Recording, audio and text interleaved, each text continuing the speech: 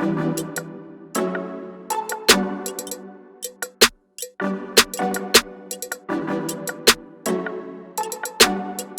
got you into teaching Scrum? I was an executive running software development projects with a bunch of software developers and related people reporting to me. And my software projects didn't work very well, but I had seen somebody do Scrum and have it work pretty well. And so I just sort of started trying to do that. And the first few times I wasn't real great at it, but it got better and improved. And then I got in with some good people, Michael James and Kane Marr. I realized there was a better way to do things. And so I was just doing it for a while. And then somebody said, hey, you can have a job teaching. And I thought, wait, that's a job? Yes, please. I will do that. So I don't actually have to do software development. I can just teach other people how to do software development. That's cool. So that was pretty much it. And it just seemed like a cool job. How has it been going from doing all your work across the country to doing it all in your house? At first, I thought, this is never gonna work. This is stupid. I'm not doing it. I was talking to Katrina Lake, and I was like, I'm writing an angrily worded letter to Howard. This is ridiculous. It'll never work. We're not doing it. And because she's the one that's actually in charge, she said, okay, settle down. You solve problems and have been doing that for a long time with people, and responding to change is like a big thing that you promote. So why don't you live what you actually talk about?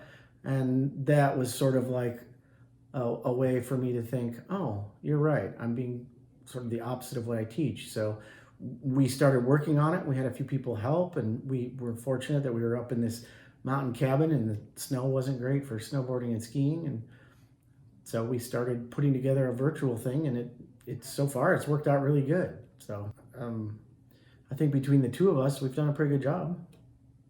Why the name Fearless Agility?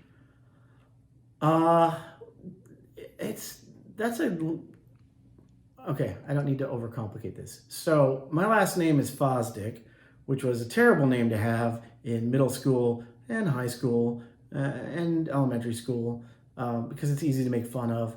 And there was this weird cartoon that nobody alive today probably remembers except for maybe like your papa and grandma.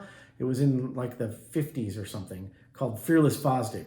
So it was like our last name, and he was like a cop, detective guy, but it was a joke. It was sort of a parody. And so we've always, in my family, had the nickname Fearless, and we've always tried very, very hard when people made fun of our last name in elementary school and junior high and stuff, tried to get them to call us Fearless instead of things like Fuzzy Dick. That's not a great one. And we'll fix that in post. And it never worked, but it was just always a thing that we did. And then when I started my own company, I was like, well, Fearless is a good name for a company, and you have to be pretty fearless to sort of drop everything that you previously were doing and decide to do something completely different, which is what agility is about. So in, 2005 or so, I think, I started a company called Fearless Development Methods.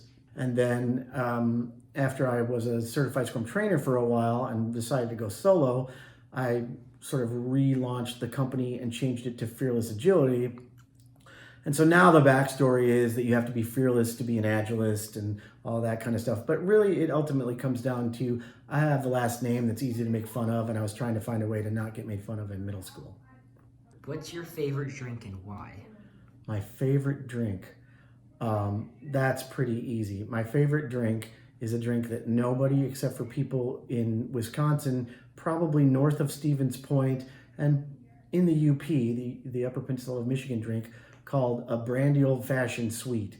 And it's brandy and a sugar cube and bitters, and you muddle a bunch of stuff together, and then because you don't like the taste of alcohol, you put 7-Up in it.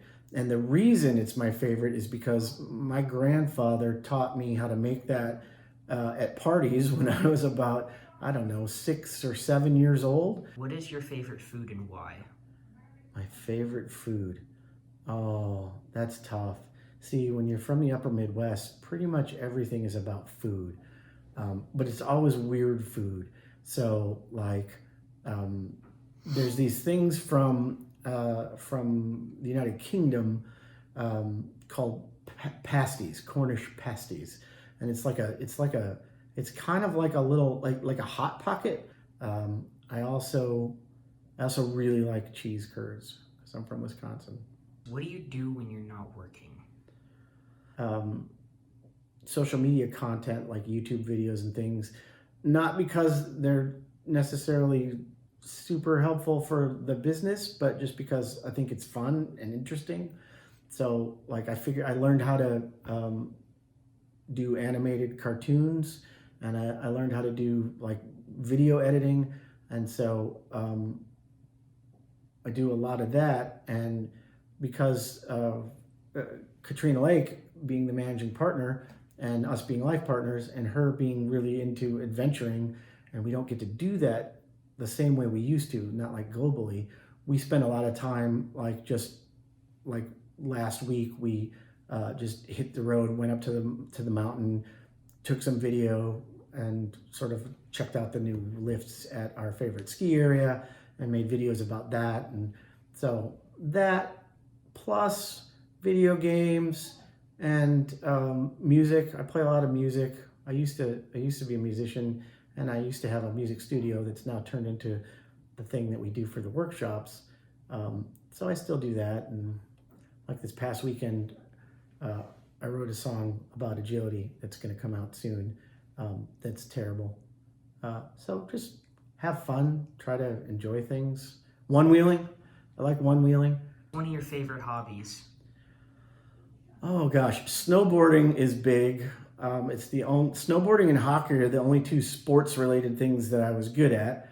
I like watching proper football, aka soccer. I also watch hand egg because you like it and Katrina Lake likes it. Addison is Katrina Lake's son, and hand egg is the sport that Americans call football. So watching that and riding on the one wheel and snowboarding and just playing music. What is your favorite and least favorite thing about working at home? I don't actually love being out in public and around people that I don't know. So it's been pretty nice to be able to just, like, I've been socially distancing myself from the world since I was about 8. So now that everybody else is doing it, I feel like we're all on the same page. So that's kind of good. The downside, I think, is I'm not sure I think it was very healthy for me to be out in public more with people. If it weren't for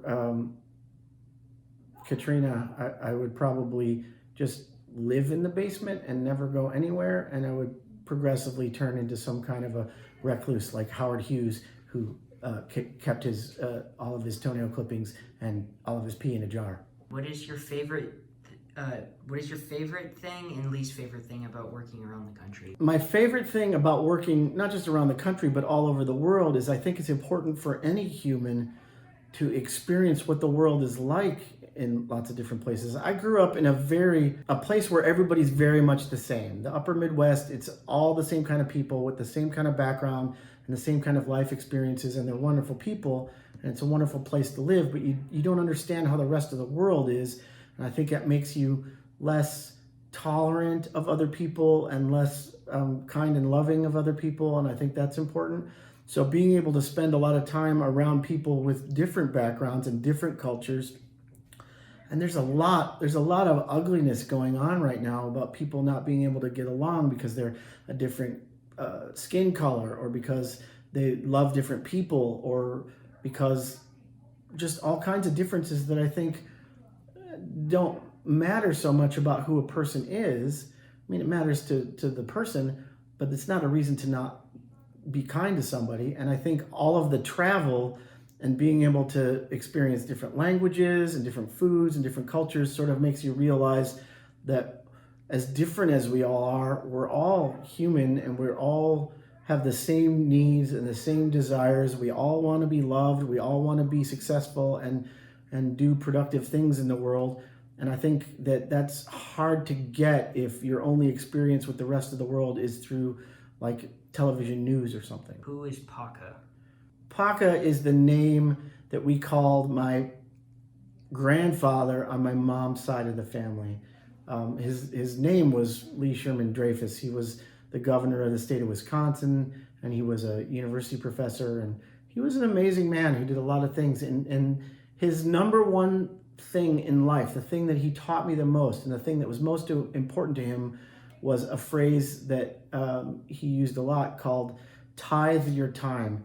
And I didn't know what it meant as a kid, but I came to realize that it meant donate your time. You have an obligation. If you're somebody who's really been fortunate and you've had some success and you've done well in life, you didn't get there by yourself. Somebody else helped you get there, and it was your family, it was a mentor, it was somebody that helped you get there, and that you have an obligation because of that to do the same thing for other people. And it's part of why I gave up an executive, high-paying software development management job to go and do Scrum and agility coaching and training and stuff, because I felt like I owed it to the world.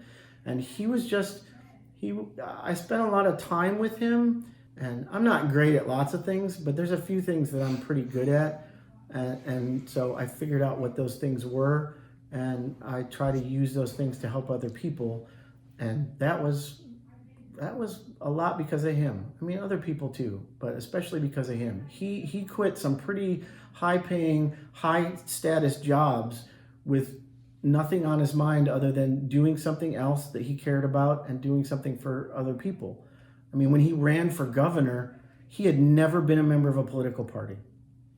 He had never even been involved in politics at all. He was an educator. He was a university professor and a university president, and it was during the Vietnam era, and there was a lot of struggle in this country.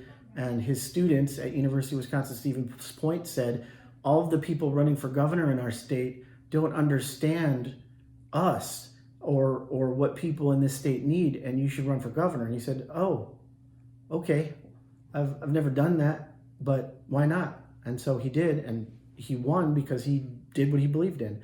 And that has formed a lot about who I am and what I do with Fearless Agility, and just life in general. That's a good question. Yeah, it was a pretty good question. Alrighty, well, that's all of them. All right. I'm going to ask you a question. Okay. What's your name? My name's Addison Shinderly. And what do you do for Fearless Agility? I am the digital media strategist. Yes. Do you know why? Do you know why I said you should have that job? Because I'm the internet person in the house. Yes, you're the internet person in the house. And the people that we serve the most are a lot closer to your age than they are to my age. So it helps me have a beginner mind. So you're doing a great job. This is a good idea, this interview thing. Peace, everybody. Thanks for listening. Goodbye.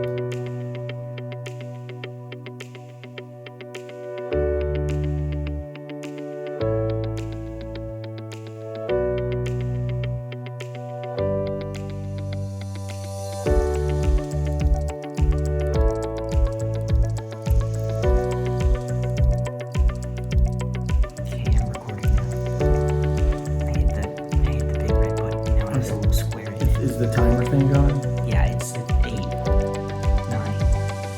10. Okay. And 3, 2. Oh, you gotta do that again. Hold on, your fingers were like out of the frame, so you gotta like do that again. Well, I mean, technically you're the director, so you're supposed to be doing it. Fine, then I'll move this back a little bit. You do it like this. You go, and 3, 2. Oh, I can't see your hand. Okay. 3. You're supposed to see it. 2, 1.